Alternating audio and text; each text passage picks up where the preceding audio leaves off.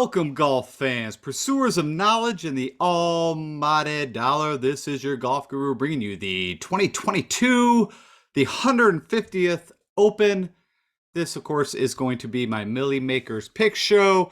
I'm also going to do my Before the Lock added in, so we're going to talk weather, ownership projections, my cheapie plays, a little bit about one and done. So all of it's going to be packed into this show. It took a little longer to get out than I was hoping. There was a little hiccup on Fantasy National. I'll talk about that a little further, but no big deal.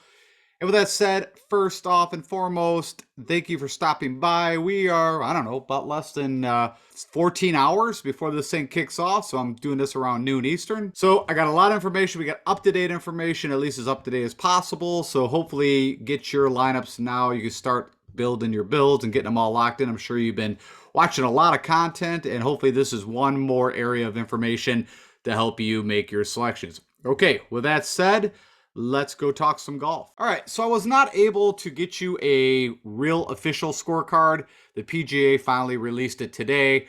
So like I said, information has been trickling a little slower than usual, but I just wanted to show this because the number that I had from the superintendent sheet was around 7,500 yards. And as I mentioned on that, that's not going to be the yardage. I was guessing a little over 7,300 yards, and that is what it came in at, 7,313. Now, of course, they'll probably move the tees around as much as they can, depending on the conditions. But I just wanted to, get you that reference point just so you had it. I had it. Wanted to share it with you. And that was it on the scorecard update. And then a big topic, right? I mean, probably up there with, of course, Tiger's presser and Jack's kind of speech for the celebration. Everything that's been going on, I think weather's been the number one topic. We're still going to be on our, edge of our seats from a DFS side and from a betting side. It is going to be a factor. We know it's going to be a factor, but let me give you what I've got so far. And then we'll also at the end jump into Wind Finder and see what they're telling us right now. But this is coming from the PGA, and we don't really care about Wednesday. But you can see it's still pretty gusty there today. It looks like it's dying down over the evening, and then it's going to be pretty chill in the morning time. I think the most important thing that I got out of this was this kind of Thursday, Friday breakdown from the folks that are providing the weather stuff to the PGA and to the RNA. And the only thing I would really look at is for Thursday, they're stating in the morning again that winds 7 to 10 in the morning, picking up during the day to about 10 to 15, and then with possible gust up to 20 miles per hour. So a typical day, even for here in the Midwest, that, usually we have the calmest weather early in the morning, and as the afternoon around probably 2 or 3 o'clock is when the wind will pick up, if it's going to pick up. And so with that, I've already kind of mentioned, but, a lot of my picks are a little bit slated. I think there's going to be a little bit of an advantage. I don't think it's going to be huge, but with the guys not teeing off on 1 and 10, you're going to have guys teeing off, I think, on their time frame somewhere between 3 or 4 o'clock in the afternoon. So, and that's due to, if you look where the 10th hole is, it's at the other end, end of the course. So typically a typical golf course, 1 and 10 are right next to each other. You can put the stands and all that and the announcers and then, shoot them off. But because I think the reason why they're doing this is a little bit also because of where the tees are set up in 10s all the way at the end of the course. So, let me see here on Friday. Looks like I said, pretty calm. I mean, winds, they're saying 5 to 10. So nothing crazy, but I do like that the guys in the morning on Thursday look like they should have a little bit of an advantage. All right, so that's a little bit of the upfront weather, and we'll dive a little deeper into it when we go over to Wind Finder, and I'll show you where you want to pull from, especially if you're playing Showdown. Okay, now some news, notes, and nuggets. Just a couple things that the PGA provided that I didn't get to put in my preview show, and so I thought I'd provide it here. I think it's some interesting content. So this is all the past winners of the Open, and if you see the ones that are highlighted, of course, that was at St. Andrews. So you had Tiger Woods 2005, Louis 2010, Zach Johnson 2015. I already went over that, but I thought I also would just share, the guys that are in bold, which are all these guys, are past championships or champions of the Open. And honestly, for me, there's, I like Rory, of course, in this coming up.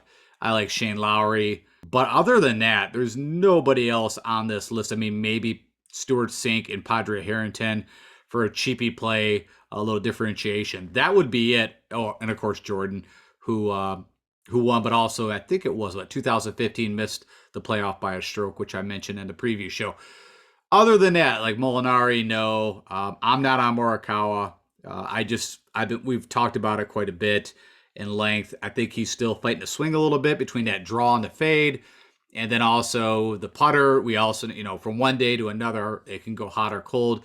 Of course, last year he was super hot with the putter. It could happen again, and I like his irons, but yeah, we'll see on that. The other thing I thought was kind of interesting is they provided this kind of culmination of the 3 majors played so far this year. So if you want to know who had the lowest cumulative score to par out of the 3 majors, you got Will Z number 1, you got Rory, Scotty, Fitzy, Lowry, Smith, Thomas, Morikawa, Power, and Fleetwood. Of course, you saw Seamus on the front of my screen. It is kind of funny.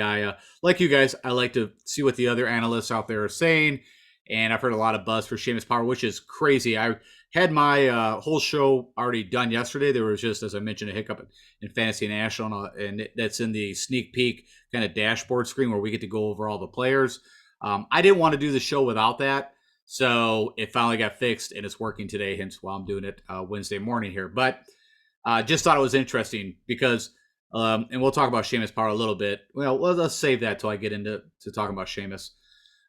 If you want to know the lowest 18-hole score for any event, yeah, of course, Bubba shot that 63 round 2 at the PGA, and you can see these Mito round 2 at the PGA, Hideki that last round at the U.S. Open, what it shot, 65, no bogeys. Will Z at the round 2, there was a lot of good scoring. It looks like at Southern Hills. You had Rory come out with that crazy 65, and then kind of fell flat. Yeah, Morikawa round 2, round 4 had good rounds.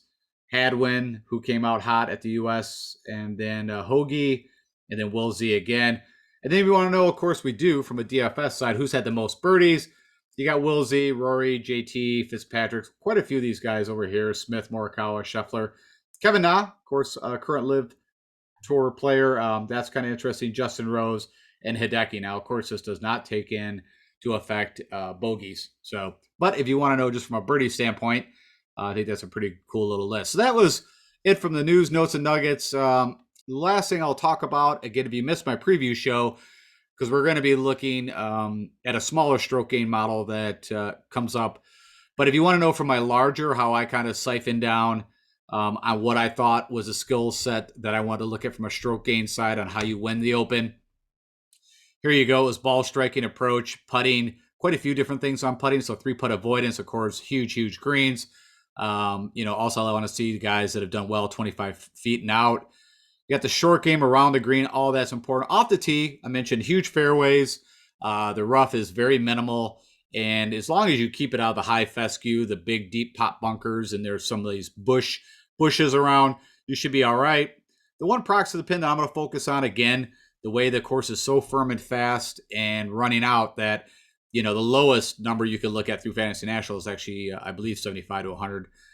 So I'm looking at that one. And then you got a ton of these par 4s, 350 to 400. You got 7 of those. Of course, you got 14 total on the course. And then we only got the 2 par 5s, so that's going to be important. You're going to need to make hay there. And then, as always, this could flip. And I'm also going to look at birdies because we don't know.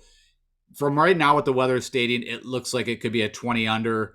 But of course, as you probably heard 100 times already, the RNA will move the pins depending on the weather. So, if it's going to be a calm day, they're going to stick them and hide them and make it as tough as they can. And if it's going to blow, then they are going to put them in the center of the green as they always do. So, but I still want to see bogey avoidance in majors. I always think that's important, especially the Open and the U.S. Open. I think it's the most important. And even, Augusta too, I guess. All right. So with all that said, the round 1 early wave, and I believe I did show this in the preview show, but I'm going to show it one more time here if you missed it, is I already kind of was thinking from what I was seeing from the weather that the early morning guys on Thursday would have a little bit of an advantage. At least that's what we're seeing. And when we get into Wind Finder, it even backs up more, but we'll see. As we all know, the weather can change on a dime here. But here are the guys that have early morning tee times that rated out the best in my big model. And that's over 36 rounds, which would be, 6 tournaments, depending on if you missed a cut or not. I weighted ball striking 15%, approach 15, off the tee 10, around the green 10. You can see the weightings down here. I'm not going to go over all of them. But yeah, I wanted to get you this list. Again, it's on the preview show, but if you missed that, here you go. So if you're interested in playing some guys off this list that you should have a little bit of advantage. All right, let's go jump over into Fantasy National. We'll do some analysis on my top 20 picks. So I'm including my cheapies plus the 15. So you can look at that, get information to see if you like what I'm doing. Of course, you'll get information. Maybe there's some guys that you might be on and help you make your selections from there. All right, let's go do that. Okay, so I've hopped over into Fantasy National. And again, I highly recommend if you are putting money on any kind of fantasy golf or bets and you're not doing some of your own research, I think you're kind of missing the boat. There's things that you might want to look at. Of course, I try to provide you guys all the stuff that I'm looking at. And also, if you put a request in, I try to meet that. But yeah, it's a great tool. I highly recommend it. Pretty intuitive. I also have videos out there if you check out my learning section. I need to do a couple more, and I just haven't had the time, but I need to do a couple more for you. Just ping me on Twitter or on YouTube if you are using Fantasy National and there's something that I do that you see that you're not sure how to do it. I will try to get a quick video out there. All right, with that said, of course, I will be, as always, focusing on DraftKings pricing. That's where I do all my fantasy. But, of course, you can use these picks from a FanDuel, Yahoo side. The only problem is, of course, the pricing is going to be a little different. And I'm sticking with a 36-round sample size of data. So this is the last 6 tournaments they played. I have no filters on, but I've already done, as I've also told you guys, I do some filtering early on, of course, to come to these selections. There's pre-work done. I just don't go, hey, I'm going to pick these guys. So just so you know that up front. And the model that I'm going with, I only get 5 stroke gain areas in this kind of dashboard look. So ball striking and approach are the two, strongest ones I'm looking at. This includes off the tee. And I mentioned off the tee is not that big of a deal. I do want to look at this 3-putt avoidance. I'm interested in a lot of these par 4s, especially the 350 to 400, because these are going to be birdie opportunities. And then around the green. I was looking at a couple different things to show you here, but when I kind of came to it, because it looks like it's leaning more towards higher scoring, so a lower total score to win this thing, I'm going to leave birdies instead of bogey avoidance. I was kind of in between. I think this tells you a little more. You can see the guys that are taking care of the opportunities. Of course, over here, you got recent results of the last 5 tournaments they played in. How have they done? And then this was another thing that Fantasy National just got up and working, was they didn't have this 2021 Open finishing in. So the good news, everything looks correct, and we are good to go. All right. As I mentioned, I have 20 guys highlighted that we'll probably spend a little more time on. I will move through the other guys that I'm not picking, but you can still see the data, and I can give you a quick, little anecdote why. So you're going to notice right off the bat, which is very unique for me, I actually like the first 2 guys, the most expensive. And as you guys know, whenever I can, I try to avoid that. But I think you've got 2 big differences here, right? I mean, you got Rory, who's leaning towards being very chalky, but a really good play. And there's nothing we can state. Of course, Rory's a past, as you see here. Well, it doesn't actually show up, but has an amazing history at the Open. Of course, he was playing soccer and messed up his ankle back. I don't know what year it was now off the top of my head. It was 2015, right? So you could not play at St. Andrews. So, there's that narrative that he's really going to want to come out here and do. You can say he missed a cut in 2019. Of course, the Open was not played in 2020 due to COVID, and did not have the greatest showing last year at the Royal St. George's, where Morikawa won.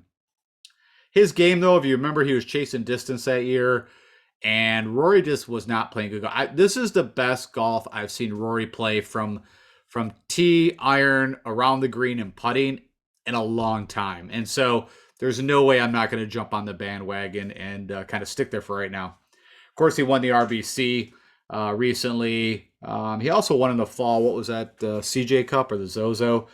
I'll go click on Rory just real quick for you. I don't think there's a whole lot that you need to know, but of course, the guy is one of his superpowers is off the tee, and he's been doing that really well. So he's hitting a 320. It's over 60% driving accuracy. The putter over the last 12 months have been solid, pretty decent in wind conditions. Can handle difficult and average difficult courses.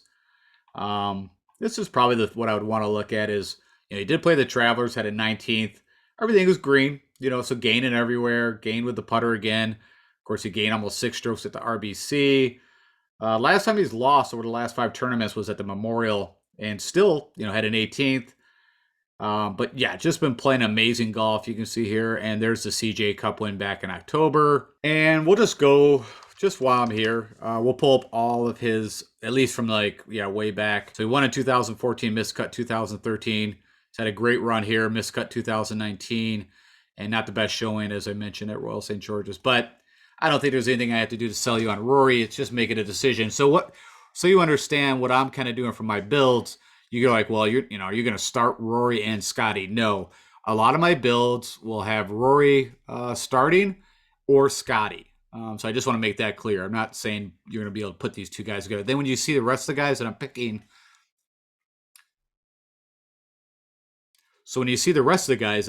you're going to notice that I have a lot of lower guys. So I don't have a lot of guys in the nines and it's more in the sevens and eights. So hence will allow me to make these kind of builds.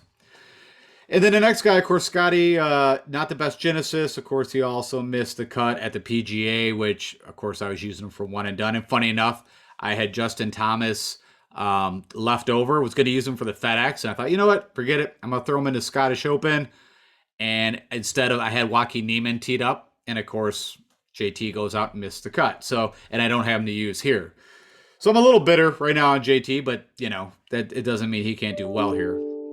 But I like Scotty Scheffler again. I know what he can do to the wind.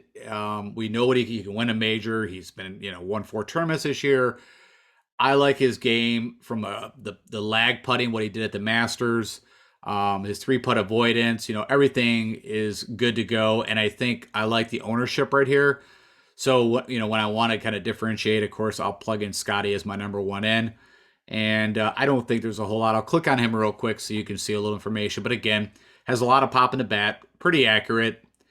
The putter, this is over the last 12 months. The putter's definitely gotten a lot better than what these stats are showing.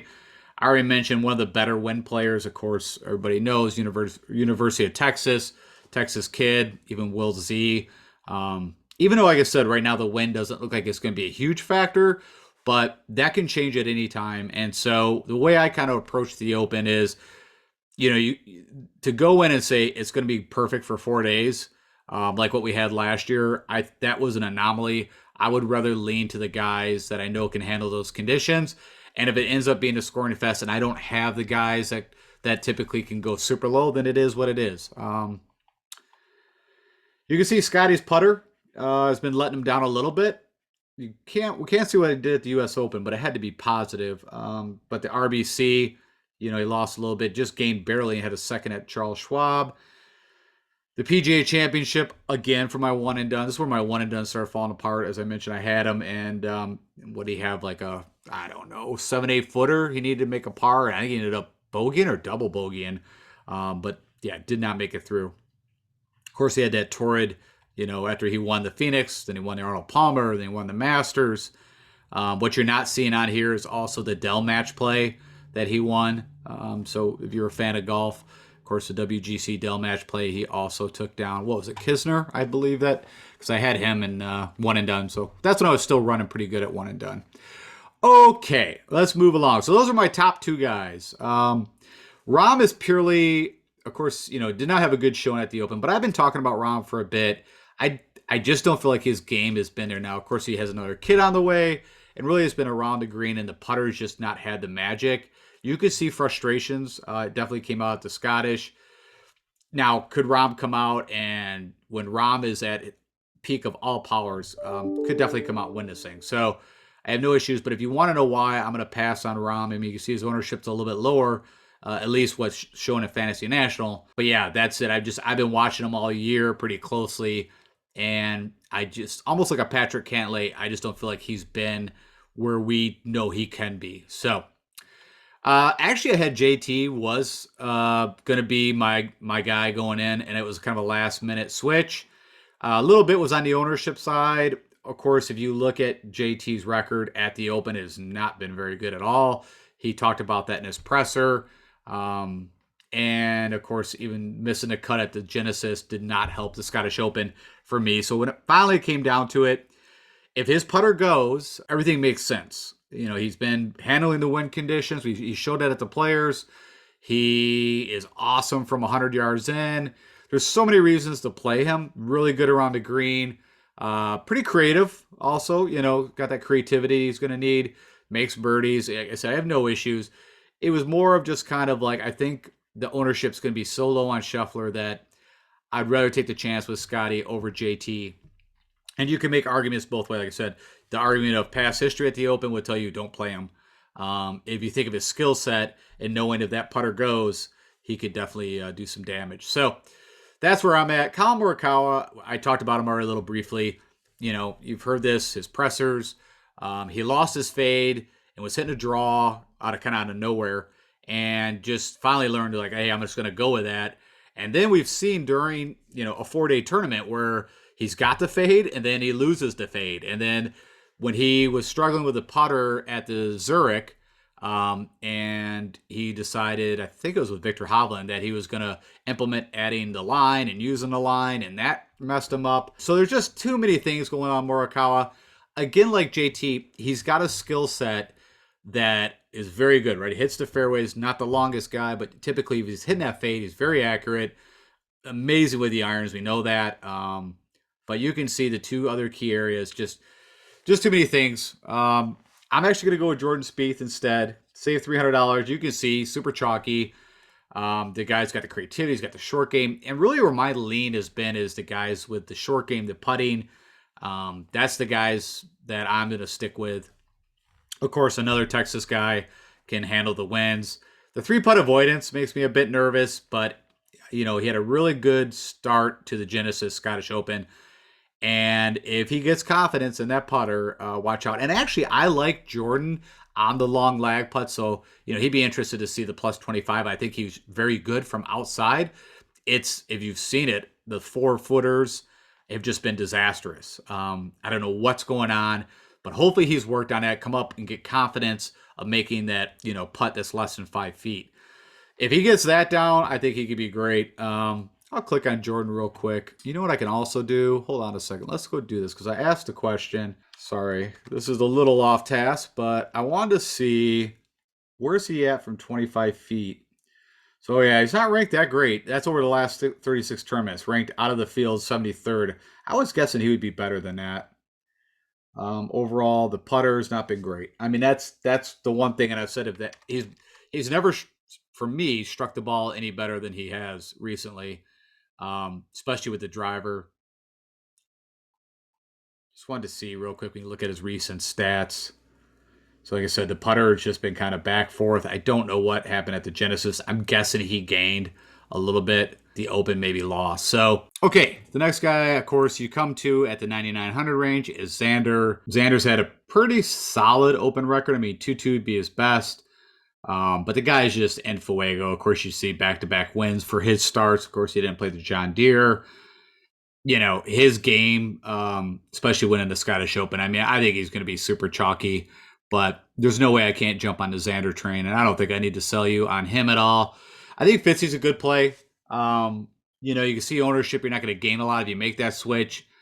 If you got to, I guess the decision between these guys, even Will Z, is if you think it's going to be a scoring fest, then I would probably go to Will Z. And I'm letting you guys know that Fitzy and Will Z will be used, but I'm trying to give you if I had to pick my the top picks, that's what I give you guys. Xander would have to overrate over these guys for multiple reasons. Current form, just so steady in majors, and you can make arguments for these guys. I mean, Will Z, what sample size we do, which about a year and a half, 2 years. He's been awesome in major too, so you can make that argument. But I'll talk about Will Z a little bit, why I would lean to Xander over him. Of course, no issues. I think someone brought up that Fitzy made the statement that he's not a big fan of St. Andrews. Whatever. Like, don't worry about that. I mean, not the greatest Open history, not bad. But for almost 10,000, you need him to do better than, definitely, you need him better than a top 20. You need him to get in that top 10 to pay off that kind of price. But I have no issues, especially if it's going to be a grind. And if you think it's going to be a grind, Fitzy's your guy, as you know. Will Z, a little bit like Jordan, it's the putter. And I really feel like with Will Z, it's even crazier. And so what I've noticed at least from the time we've had, is I think Hideki Matsuyama. I look at these guys very similar. Amazing ball strikers, some of the best with the iron, especially from a longer distance.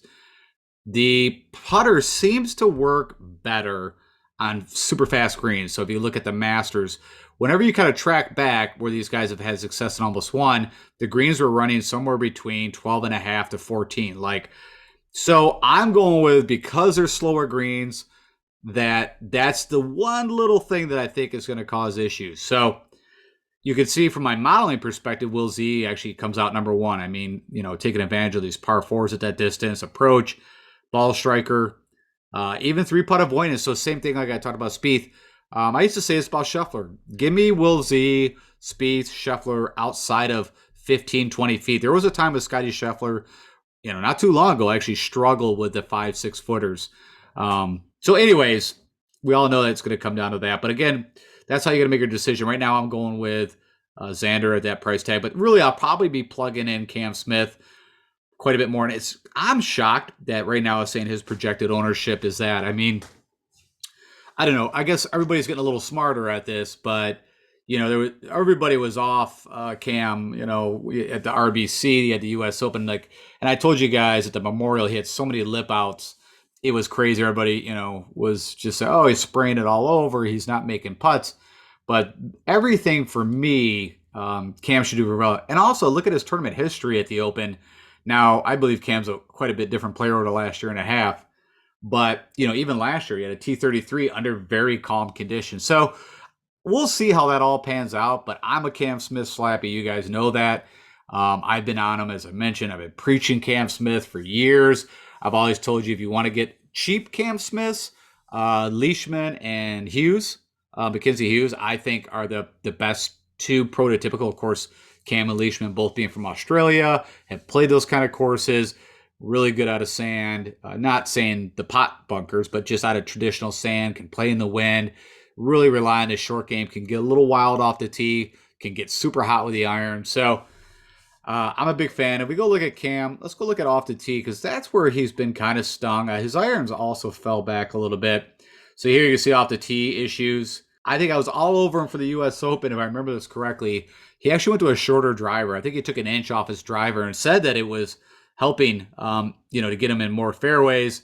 But we don't get to see it. But if I remember correctly, he struggled still off the tee. So I'll be curious. Maybe he's got a couple different drivers. He's gonna, maybe go the shorter. I don't think he needs. He hits the ball. What's the state here? I think he hits it on average around 310. He can bang it out there. He's got some sneaky length. All right, Patrick Cantlay, of course, the major issues, right? Doesn't do well in a major. But I mean, the guy's just a solid player. The putter is actually what I've noticed has kind of held him back. It has not been, like what we saw at the FedEx Cup last year, where he was literally a robot. And also, you get him on traditional bent greens and watch out. I still feel like his, it will swing. So like the Travelers, that's bent. The Memorial, that's bent. I need to look. Oops, sorry about that. So you get him on just strict bent greens, and I like him. RBC is actually Bermuda, but he really didn't do a whole lot with the putter. The Southern Hills, was that Bermuda? Yeah, so see, I think my theory is correct. You get him on just nice bent greens, but funny enough, he's not done well at the Masters, so figure that out. So, but everywhere else he's done well has been bent greens. When he had the FedEx run, it was on bent greens. All right, so no issues if you play Cantlay. It's just not going to be the guy that I focus in my teams. I'm going to go to Lowry, again, leaning back to, at some point the wind could kick up. We know, of course, he won in 2019 at Royal Portrush. It's funny, everybody was talking. I heard, I think it was Tambo on Mayo, that, it was so shocking. And I told you guys that I did very well in the Million Maker and a bunch of other tournaments that year, because I was heavy on Westwood, Lowry, and Clark. And almost, like I said, took down the big one. I think it was in like 5th or something like that. It doesn't matter.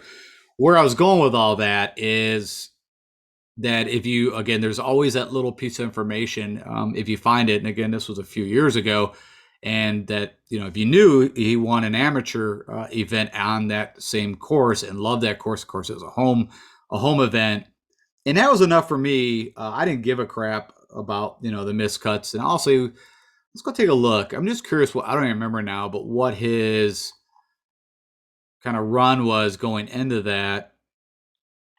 So yeah, I mean, and he was playing good golf going into that. So recent form was excellent. A third, an eighth, a second, a 28th. So everybody just made it sound like it was so shocking that Shane Lowry won that tournament. And I'm like, well, there was a lot of things telling you he could have had a good chance. Now at that time, never won a major, but I'm just saying I didn't see it that way.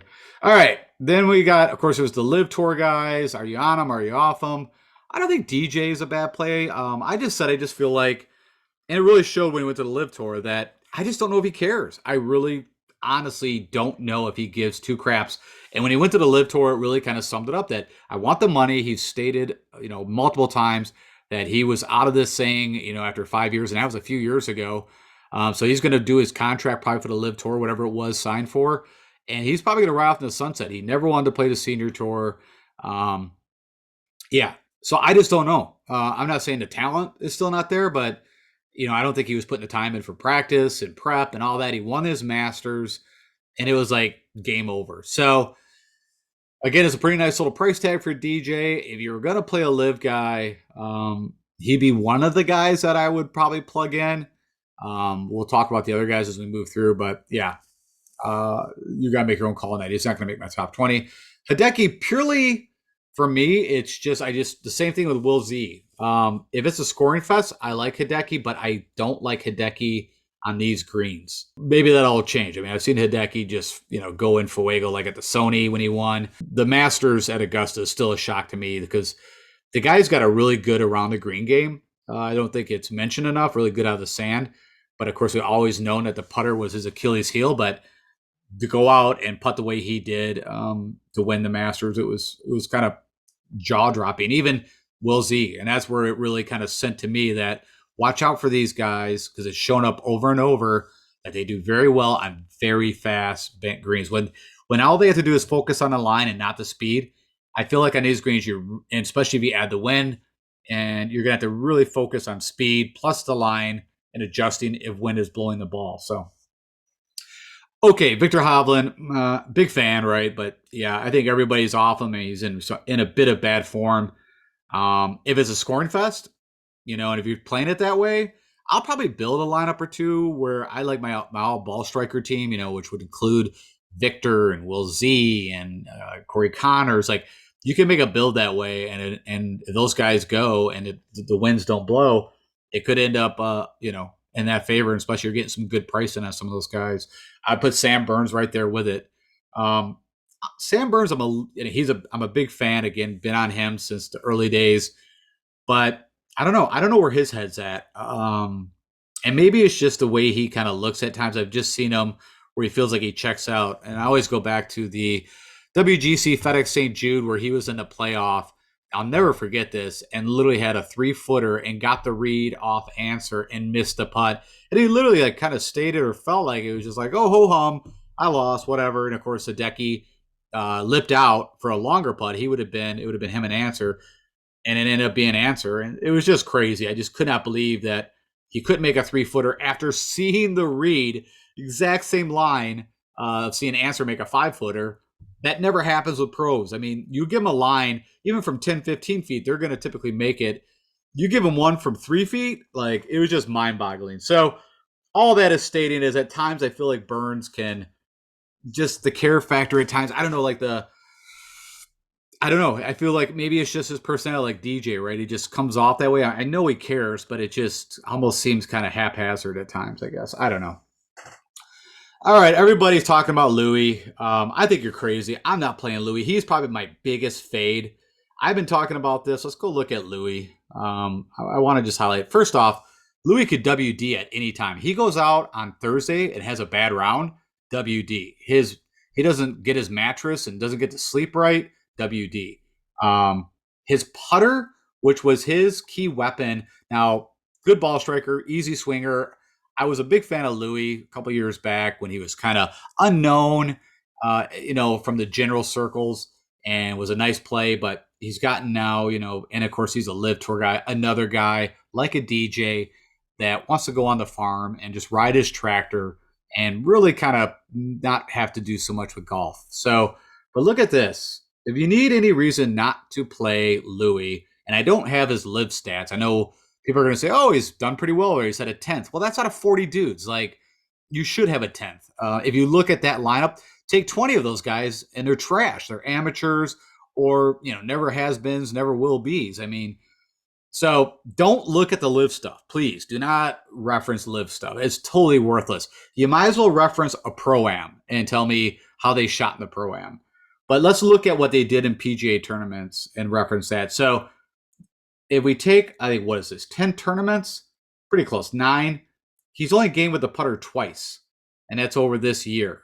Even looking into the, kind of the fall of the previous. So that's the problem with Louis. Louis found a putter and was ranked number 1 in 2021, gaining strokes with the putter. That is not the same. And then you can see even the ball striking approach, like, it's just not there. 8,800.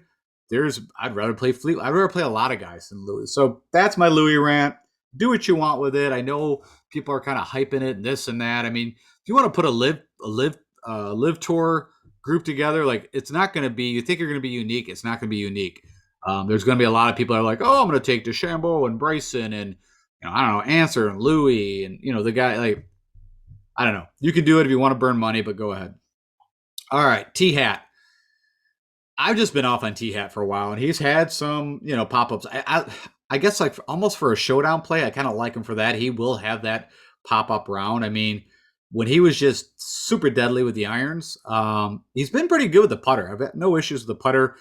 He can still get frustrated on a dime. I mean, they talk about Thomas Peters, where he can just flip on a dime. I feel like Hatton's the same way. He has a few bad holes, and it's done. Like, just write him off. If you've watched enough of Terrell Hatton, you'll know that is true. So really the last good showing from him was the Arnold Palmer, which was tough conditions. So if you want to leverage that, you can. But then why not Straka? Because he actually won the event. Or why not Lowry, where he should have won? If it didn't just become a downpour when he was teeing off. But neither here or there. The PGA was not a bad showing, but you can see the irons have kind of been on and off. But his putter's been solid, and you can see that's really what did it for him at the Players and also the Arnold Palmer. Both of those are Bermuda. That's Bermuda, so we can take a look at that while we're at it. That's bent, and the Wells Fargo at that Avondale Farms was bent. But it seems like Bermuda is where he really did his damage. And, of course, I don't have anything here for these two events. So, like I said, I'm not saying it's a terrible play. I'm just not jumping all over it. Again, if you're going to go there, I'd rather go with Tommy.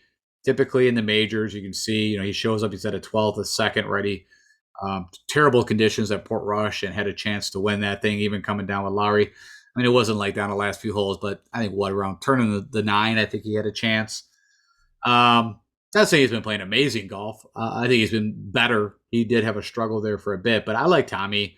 I don't know what you consider from a chalkies. I don't think that's super chalky, but it's getting a little bit there.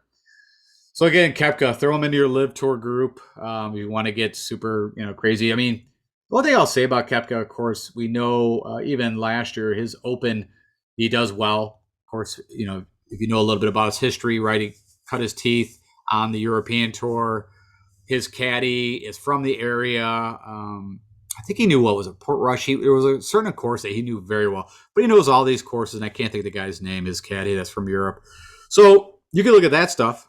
I don't have an issue, I guess, but I will not be playing Brooks. Just haven't seen enough. Okay, the next guy that we're looking at is Tony Finau, and that I'm seeing his projected ownership at 17%. I might be fading some Tony Finau. Now, I'm picking him. He's going to make my top 15, but if that ownership gets over 20%, I don't plan on putting 150 lineups together. I don't know where I'm going to fall. Probably around 30 to 40 in the big game, the Millie Maker. Of course, he's had, we know in the majors he shows up. He's had a pretty good showing here. He does well in the wind, but his putter could be very suspicious, and he struggled with the ball striking not that long ago. Let's go take a look here. Yeah, so it was back at kind of the start of the year around the green. The putter had some misses. I mean, lost at the Wells Fargo, lost almost 8 strokes. So that was back in May. Yeah, I mean, like I said, I right now he makes total sense to play here. I get it. But if that's the ownership I would probably be not fading him, but just won't be putting him in as many lineups. I think Sun JM could be an interesting play, but again, he just hasn't been himself. The guy should never got a house and should have just kept on traveling. But steady play, I guess. I mean, you never know. Let's take a look. So miscut 2019, and it's had a couple miscuts. But okay, Corey Connors, of course, I picked him last week for the Scottish Open and made the cut, but not a whole lot to write home about. Again, I'd put him in your ball striker camp. Too worried about the putter, I guess, is the simplest. DeChambeau, he's, like I said, if you're building that Live Tour event lineup, go ahead, but he's not been playing good golf for a long time, even before the injury, or injuries. But 8,100, I mean, I don't know how healthy he is. I mean, he's been playing a little bit on the Live. I've not checked again. I think it's totally worthless to reference the Live Tour stuff. So, Joaquin Niemann would actually be who I would pivot to. Daniel Berger's not in the field, right? He's dealing with the back, so don't worry about Daniel Berger.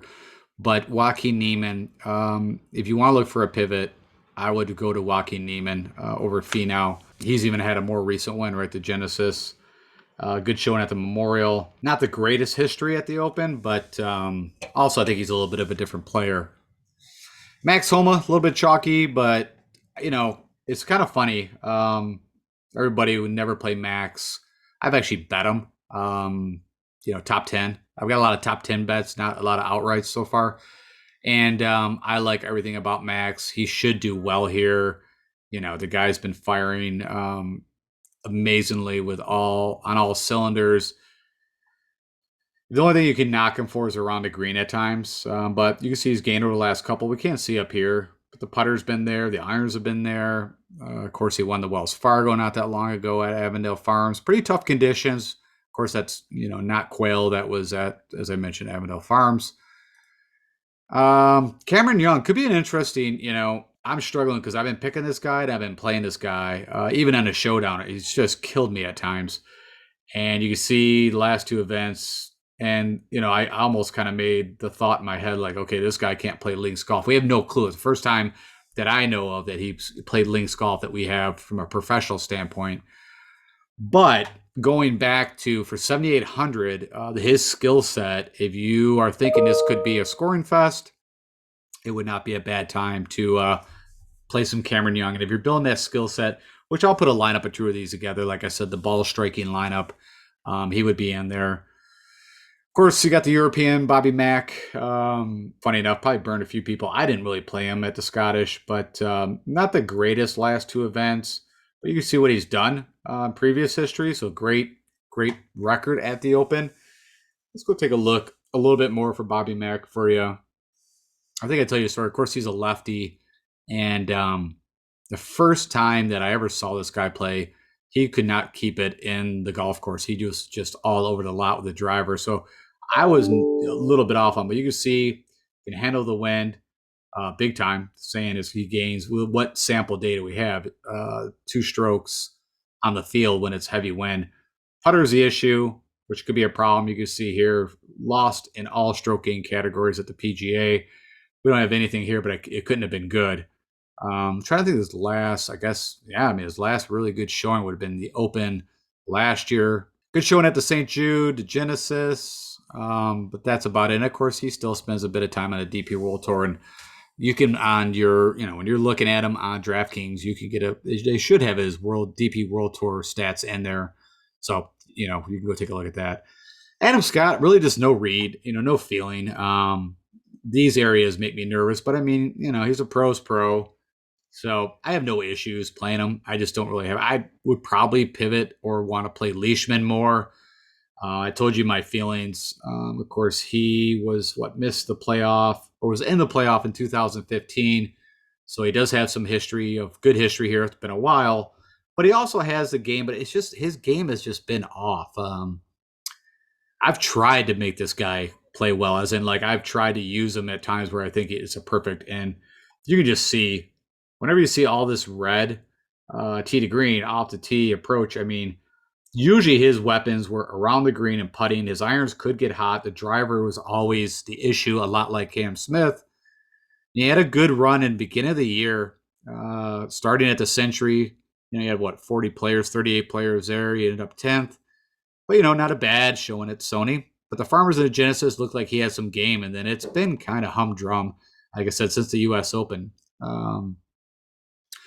But it's I don't know. I think this course and the way it's going to play, it could fit Australian guys. I feel like they are typically very used to baked, firm, fast courses. So kind of interesting. Webb, no, thank you. I've talked about till I'm blue in the face, and I'll keep telling you guys he's just not the Webb Simpson we know. Can put a good round together. He also has a very early tee time on Thursday. So if you are in between guys and you're at this price tag and you want to go with that AM PM split, I think he's one of the first guys to go off. Abe answer, no. I just haven't seen a whole lot out of him since he won the FedEx St. Jude. I'm going to leave it at that. Tiger Woods, I've talked about this on the preview show. It's not that I don't think he can make the cut, and it's not that I don't think he could have a really good opening round or whatever. I'm more from the betting side. I told you guys, if you literally are going to bet him, I think he opened at 40 to 1. I don't know where he's at now, but literally, if you're going to donate money, you can send it to me. I'll give you my PayPal address, and you know what? I'll take the money and I'll actually put it into something better for you. But yeah, again, if you want to play him for 7,500, do it. And can he top 40? Yes. Can he top 20? I highly doubt it. And can he top 10? I definitely doubt it. So, I will be not putting Tiger Woods. If I put in 40 lines, maybe one or two. Paul Casey, no way. I mean, we have no idea where this guy's at. He's been pulled out of every tournament. So as far as I'm concerned, he's still not healthy. Billy Ho, I don't have an issue. I'm a fan of Billy Ho. I'm not sure of this. What's he done? So his record, at least over the last 5 years, has not been good. Of course, he's got to win at the Memorial, but he's then put miscuts tied into that. Let's go take a look. I think he had a super spike week with a putter. Usually when you see 3 miscuts and then a win, gained 4 strokes. Just was solid all around. I mean, all around the green. It's funny. They always talk about luck sack, Jordan Spieth. The guy I think is the luckiest guy I've seen over the last 5 years is Billy Ho around the green. So there you go. If you want that narrative. Around the green, you can see he gained some strokes. The guy will chip in out of the most oddest areas. Seamus Power, which I was not thinking, and I told you I'd talk about him. Of course, he was on my kind of opening screen. Would be that popular. I like him, and of course he's European. He's from Ireland.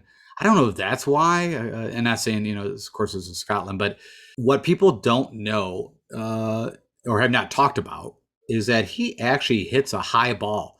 There's certain guys on tour that hit a high ball. I'm not saying they can't flight things. I'm not saying that, but on their normal shot. And you would think Seamus Power, growing up in Europe, of course, he came over and played Tennessee State, I think is where he got. He took Rory's scholarship, which is all BS. He didn't take, if it was turned on and it was still open at some point, it was, did he get it? But it wasn't like he took it. Rory turned it down, decided to go play over in Europe. But, it shows he can play and win on what data we do have. But he does hit a high ball, and it could cause problems. I mean, right, he won, the Barbasol, I believe was his first win. I like Seamus. I like his all-around game. You can see against his field over the last 6 tournaments is nothing really great except maybe that par 4. So I'm going to have to make a call now because I got to keep an eye because, like I said, I've heard him liked and touted on other shows, and I'm like, whoa, where's this coming from? So Sergio Garcia, add him to your Live Tour lineup if you want. Lee Westwood. Actually, if I was going to probably play, if I wanted to get unique, out of all the Live Tour guys, this was the guy that I would play. It's probably a little bit due to the 2019 Portrush. Let me see here. Where did he end up? Yeah, so 4th. And I think Clarkey ended up, I don't know if he was 3rd. Let's see here. That's not gonna. Let me see the Open. Sorry, I gotta go about this. Where's Darren Clark? Was I wrong? Why was I thinking Clark? Okay, so it wasn't him. I'm trying to think who else I had that got me up there. I remember Westwood and Lowry. I don't know. I don't know why I thought Darren Clark actually had a decent showing in 2019. Neither here or there. Again, out of all the guys that I would probably go with on the live tour that could show up, it would be Lee Westwood. You know, JR, that's a tough one. I picked him last week. Of course, he burned me. Of course. Yeah, I could see why you might want to play him. It's not a bad price tag. He's had those pop ups. Of course, everybody's thinking about that almost 59 at the RBC Canadian. So, you know, good showing at the PGA, but I don't know. That's a tough one. He's got to make a lot of putts. If you see when he has had good showings, he's went pretty in Fuego with the putter, right? So there's the RBC Canadian, gained almost 9 strokes against the field, gained 4.2 at the PGA. But if he does not have the putter, as you see, he's miscutting. So do what you want with that. Patrick Reed's probably another guy. Actually, is one of my picks, and this is going to be a little unique. So I am playing a guy from the Live Tour. I forgot about this. But he's got everything, and this course does not demand him to be as sharp off the tee. And I think he's actually, before he went to the Live, I felt like he did get his driver back a little bit. A little bit. I mean, nothing to write home about. He got rid of that PXG. I don't know what he went to. I forgot. But he started hitting the irons. It's all about the putter and his short game, his creativity. So Westwood and Reed would be the guys that I would play off the Live Tour. Of course, I'm picking Reed for that price tag. You got to get unique a little bit in some areas. JT posted, of course, you know, just came off, had it, you know, T2, then he's good form. I don't have a huge issue with it. It's just, you know, he's got no history. I don't know. Let's go take a look. I don't know off the top of my head which majors he's ever played in. So let's go check that out. So let's just verify the Open. No. Masters back in 2020. That would have been the fall event. He missed the cut, the easiest time for the Masters, but he also had to go pretty low for that Masters. I do the U.S. Open. He's played there 3 times, missed a cut and a 40th recently, and the PGA. So he definitely does not have a good history, which we, you know, kind of could give him. I just was curious if there was one of them that he'd done well. I would go to Seabass. Picked him last week. You know, actually showed up. One of my picks that did something. Been in good form, and it all makes sense. I'm looking for those guys that don't have to be the greatest off the tee, but man, really elite around the greens, the putters. That's where I'm leaning. That's kind of, if you guys want to know where my narrative is, I'm not so focused on the ball strike. I'm more about, I think you can get away with a lot of different shots off the tee. You're not going to have a ton into the green because of how fast and firm this is running. So then it's just going to be, what can you do around the green or when you're on the green? And funny enough, Taylor Gooch rates out okay. You know, you see number 1 over the stats. Now, we haven't seen him in a little while since the U.S. Open. But rates number 1, three-putt avoidance. But I've also seen him be horrific from, you know, 10 feet. Let's go look at that. Where was it at? The last. It wasn't the Genesis. I'm trying to think about where I watched him and just was making me, maybe it was at the AT&T, because I think I even used him in Showdown and he was not good. Anyways, another guy you could think about using in the Live. I wouldn't have a huge issue with it. Did I look at what he played at 1 Open and at a T33? Not a lot to talk about Mito. 3 missed cuts will probably do that. I don't have an issue. I picked him last week. He miscut me again. I was at that time I was looking for guys that were just, I think the ball flights, you know, I was kind of playing more of the angle of the heavy ball, low ball flight. So if you're putting a lineup together like that, you know, you could look at the Finaus, Mito, Neiman, Woodland. Those are guys that hit lower ball flights. I call it a heavier ball. No, thank you, Thomas Peters. Already kind of talked about him. Jordan Smith, if you look at his European record, the guy just top 10s all the time. I don't know if he's got a win anytime recently. I didn't look into that, but I know the guy's just been performing. And I don't know. I don't think I picked him last week, but I have no issues. I like him. What I've seen. I'm actually gonna go with Russ Henley. Talked about this is gonna be a bust probably. But there's some things in my mind that just tell me now. The problem is I just haven't seen enough of Russ recently. I talked about this. I don't know why he hasn't been playing as much golf lately. He's just played in a couple majors. Played quite a bit in the beginning of the year. Maybe he just wanted to take a break. But if you are going with, if the conditions are, you know, just lay down, and you're going with an all irons team, I think Russ Henley is top 3 in this whole field. When he is on with his irons, it's ridiculous. And it's shown year over year. I mean, the guy's pretty accurate off the tee. Bermuda's always shown up, but I've seen him actually pop it. That was what actually was kind of hurting him earlier in the year. Had a nice little, like I said, beginning of the year. Almost won the Sony in that playoff that just killed me. Every time I got to talk about Russ, that just drives me nuts. But yeah, you can see irons, on average, over the last 20 events, gains over 3 strokes. So if you're putting an irons team together, he's the guy. I like him for that price tag. I think he's gonna be kind of sneaky. He'll be my differentiator play.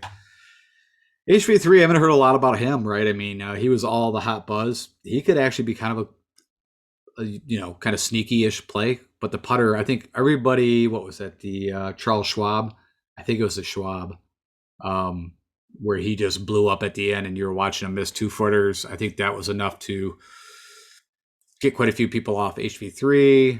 Kokrak, no. Keegan, I will go back to Keegan and play some of him. I didn't pick him, but he will get in my lineups.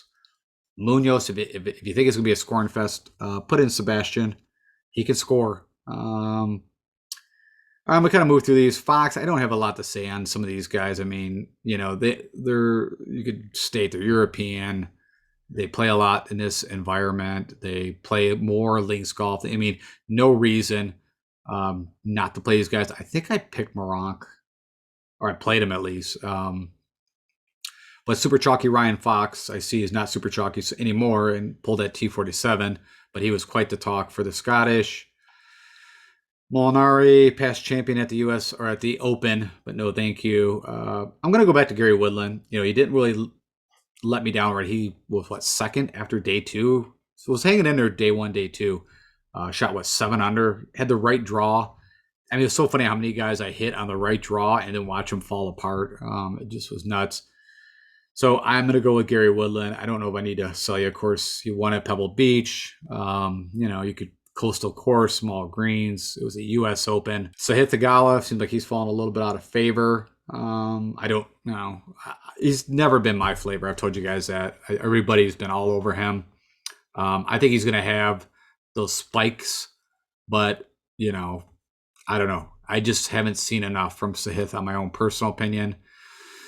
All right, the rest of these guys, I'm going to kind of burn through unless I see someone that sticks out. Danny Willett, of course, no. There's a live guy. It kind of makes a little bit of sense, but I don't think Nas played that good of golf recently. I tried him, I think in Showdown for the U.S. Open, and he burned me. I like him at Colonial.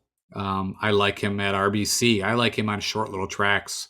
Now, this track, with how fast it's going to run, I mean, we need short game, we need putting.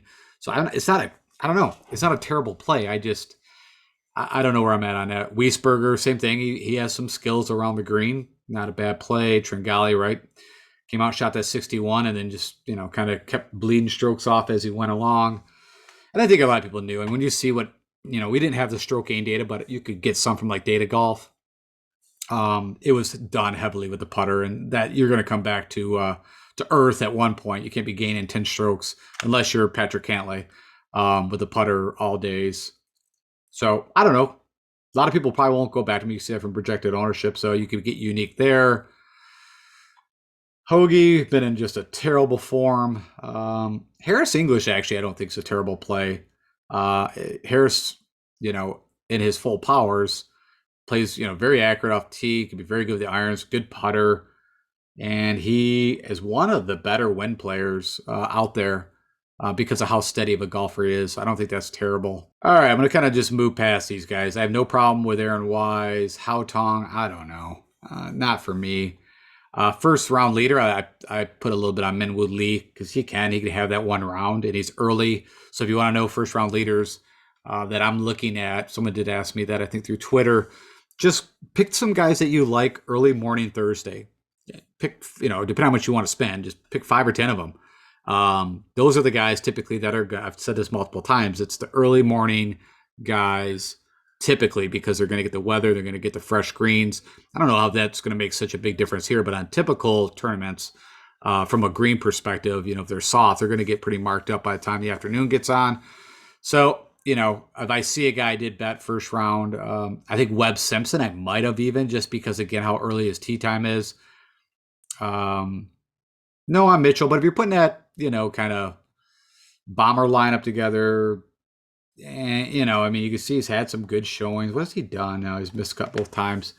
Um, I just the putt, three putt avoidance around the green, the putting makes me nervous. So hence why I'm going to Kevin Kisner, where I bet him outright. I bet him top 10. I mean, this is the guy. This would be the guy. I mean, he had a good showing at the Travelers, um, but been in bad form. But you can see he's handled himself in this, decently. Had a T2 in 2008, T30. I think this just fits him. This just makes sense to me. Now, he can't be just disastrous off the tier there, and I don't think he's been disastrous. I mean, typically the guy's very accurate, not long, but we don't need distance, but we do need guys good around pretty decent in the wind. It's been the irons that have just been crap. But I mean, these greens are so huge that who knows? The Players is the last time, and remember, it was pretty crazy conditions for that. I like it. It's my probably most unique call I would say out of anybody is that I'm pretty heavy in Kevin Kisner, and that could just go so horribly wrong, but it just makes sense. And I'm going to go back to Lucas Herbert, even though he's had a couple of miscuts. There's a lot of things that he can do. Again, he sprays it off the tee. I think he can get away with it a little bit here more, but typically pretty good around, good with three putt avoidance. Is one in windy conditions as a European player. Played it twice, made the cut once, missed the cut the other. So now we're getting into cheapies, by the way. So these are a couple of the cheapie plays. Kisner, Lucas, Herbert. I like Kitayama.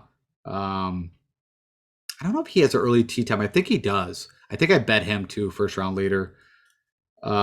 He's spiked. He's got these spikes. Good ball striker. I don't know if he fits my all around the green putting kind of fit. No, he does not. He fits the ball striking camp. But he did it the Scottish. Showed up at the Mexico Open, the Wells Fargo, tough event. The Honda, tough event. Also, was pretty windy. So let me go look at this. This is moderate this year, but usually the Honda, I think it was the previous year when Matty Jones went out and went in Fuego and crazy wins. I looked at Chris Kirk quite a bit. He's really good around the green, does a lot of good things. The putters was what held me back. I picked him last week, kind of let me down a bit. Fratelli, no thank you. McKenzie Hughes, he's again right back to, as I mentioned, the prototypical, not the greatest off tee, pretty good with the irons, but typically really good with the putter and around the green. What's he done? He had a T6. I didn't even know that, honestly. He had a T6 here last year. I don't even remember that. So I like a lot of Mac Hughes. Stuart Sink, not a bad play. I don't have an issue. Showed up at the Scottish. I like him more, almost if it's not a scoring fest, but if you need to score a little more, I think he can do that. I'm just going to roll past these guys. I like Scrivener. Just kind of did a little digging into him. I liked what he did at the Scottish. Got to watch a bit of him. He's done pretty well on the DP World Tour. So I'm going to play a little Scrivener at 67. And I'm just scrolling over these guys because I can't just talk about them all. We'll be here forever. Where's my next dude? I think it's Brandon Wu, and I think that's it. Let me just go do this. Sorry. All right. Yeah. Scrivener, then Brandon Wu is my last guy. And of course, pretty decent. He's 6,100. So if you're looking for, depending on how you're building, he's got an early tee time. He's had out of the last 4 events, you need this guy to make the cut. For 6,100, you literally just need to make the cut. If he, he's had a Puerto Rico, Mexico Open, the Genesis, the John Deere. I mean, the guy's been, I'm shocked that he's 6,100. I'll just put it that way. For that price tag, you look at the stuff that's around him, it's a steal. I would probably say the best value on the board from my own perspective. A lot of people talk about Sammy Burns. I don't know why I'm just not that into Burns for this. I'm not saying it's a bad price for him, but you want to know about the best value, I think. We'll see how it all works out. Brandon Wu. All right, that's enough on the picks. Hopefully that gives you some thoughts and enough information where you can make some of your own selections. All right, let's go look at ownership real quick and then weather and get you out of here. Okay, so we've got, being the last major, we got a ton of data. So this should be pretty accurate. I always state, a couple percent up or down once it actually all shakes out. I think this is kind of funny, 5 to 10 points of Tiger Woods, but I think that's pretty old. I don't think we have to worry about that. But usually this is around 7,000 entries. So this is literally taking you pick your favorites and you can do mass lineups, and that's what this is coming from. So that's a big number. Let's just go through this real quick. Funny enough, Jordan Spieth, your number one chalky player, which is, I don't know, pretty interesting to me. Rory, Xander, Cam, and you can see, funny enough, I've got a lot of the chalk up top. Finau might be the one that I get off and maybe pivot to like a Neiman, a Fitzy, even a Cantlay. Well, it's not really the same on price. Let me think about this. What's Finau at? Yeah, so I guess a Neiman would be my pivot, which is not saving a whole lot on the chalk. So I got to figure something out there. I'll just put that right now. And then you're going to go down here, Lowry, Thomas, which this is actually should be off. He is not. Actually, it was Scheffler. So this was pulled up just here. There we go. Let's do that. All right. So Scotty, actually, I got a little bit away from some of the chalk. I'm doing that. Seamus Power, that's actually very interesting too. That he's that high. But you're from a 10%. Let's just do that. So Scotty is at 10 right now, and this is pretty up to date.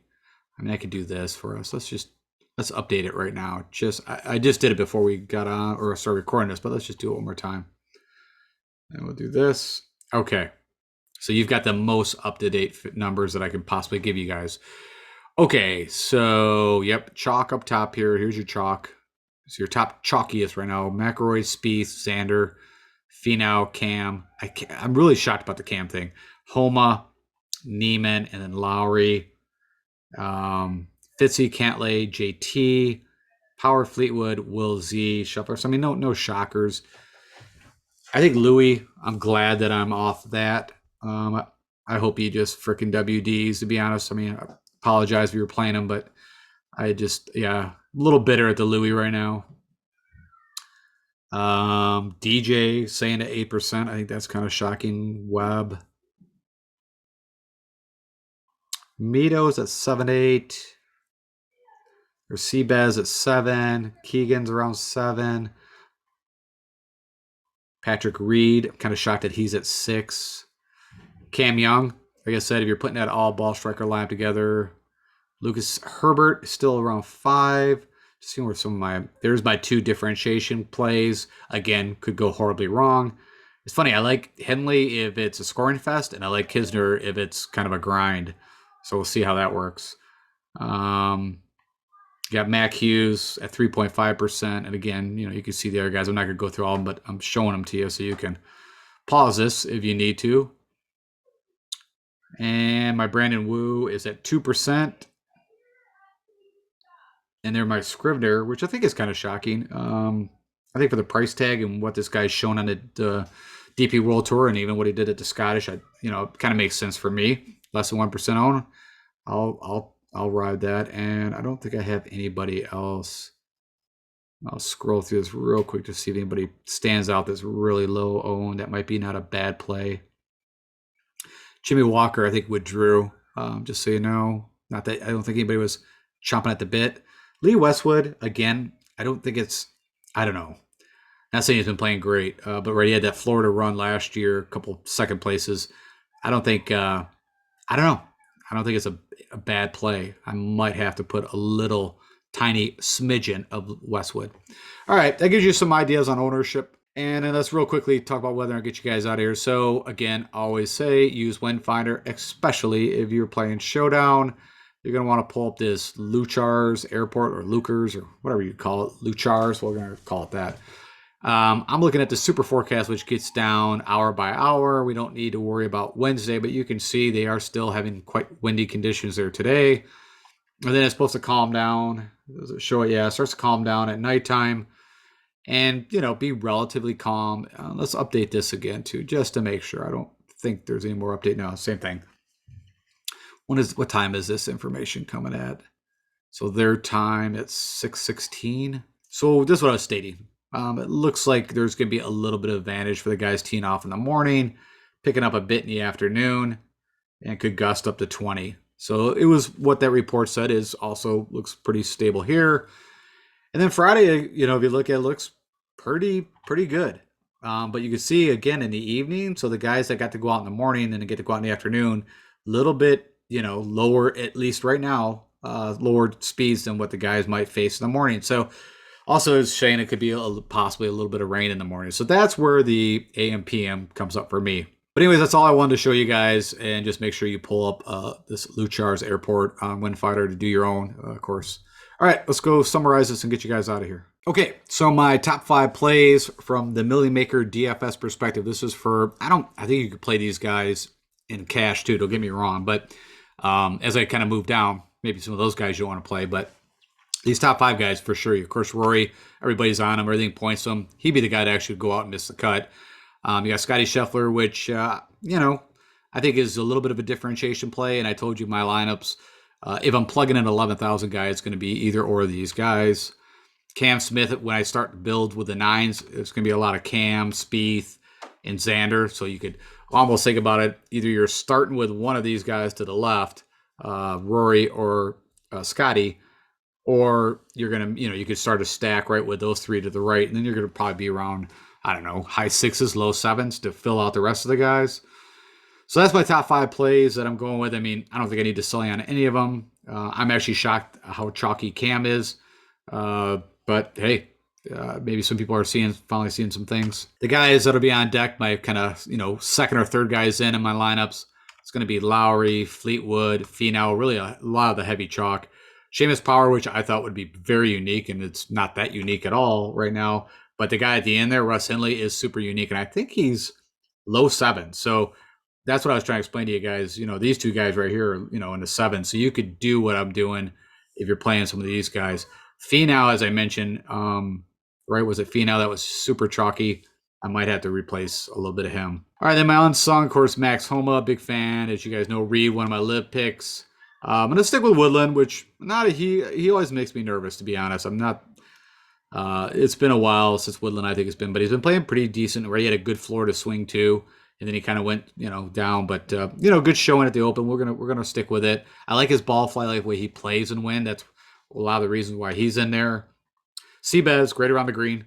He isn't typically very good off the tee, but we don't need that this week.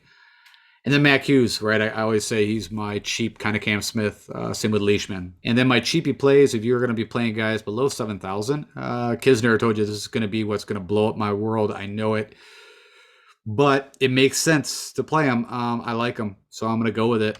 I'm going to put a little Kitayama.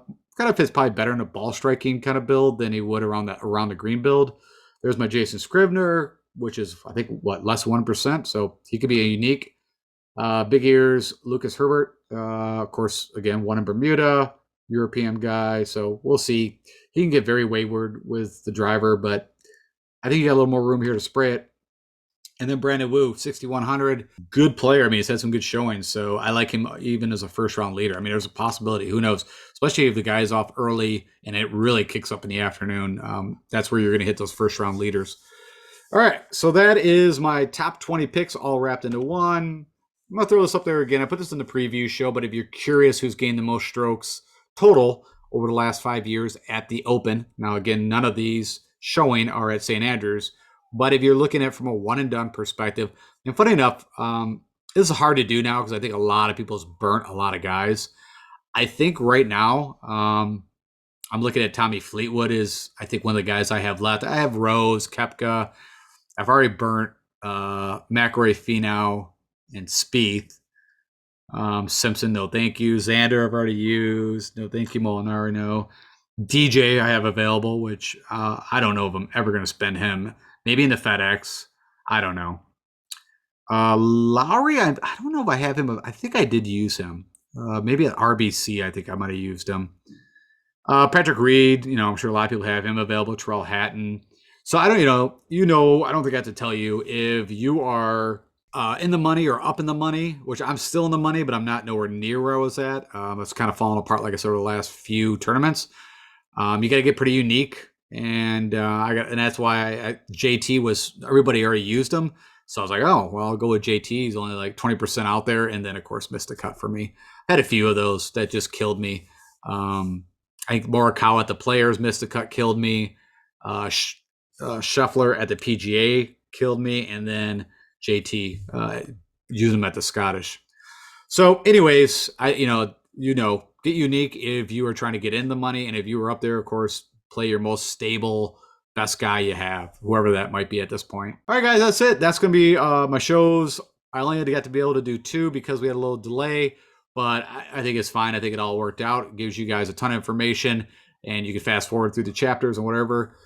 Do me the honor of clicking that like button and subscribe. Typically, I put out 3 shows. With the swing that we're getting into, right? We got like the 3M Open, the Wyndham. I can't think of the other one. I'm probably going to do less. Maybe I'm just going to do 1 show for these until we get into FedEx. I don't know how it's going to work out, but I got quite a bit going on here in the next next month or so. So it might get a little lighter, but worst case, you're going to get at least a show for me. Maybe I do the previews and the picks all in the one. We call it a day, but we'll see. But do me the honor. If you're not a subscriber, I do need still you guys to keep subscribing to keep me doing this.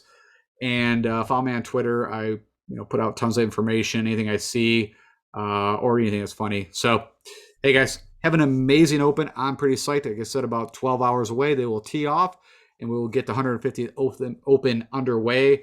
And I'm just curious to see how it all plays out. I hope it gets windy. I really do, because I wasn't a huge fan of last year's Open. I'll just tell you right now, it just looked like we were watching any other tournament. So I enjoy like the Port Rush when it's raining and windy and those guys are battling. That's just me when it comes to the Open. So, all right, guys, take care. Have a great weekend, and I will talk to you guys later.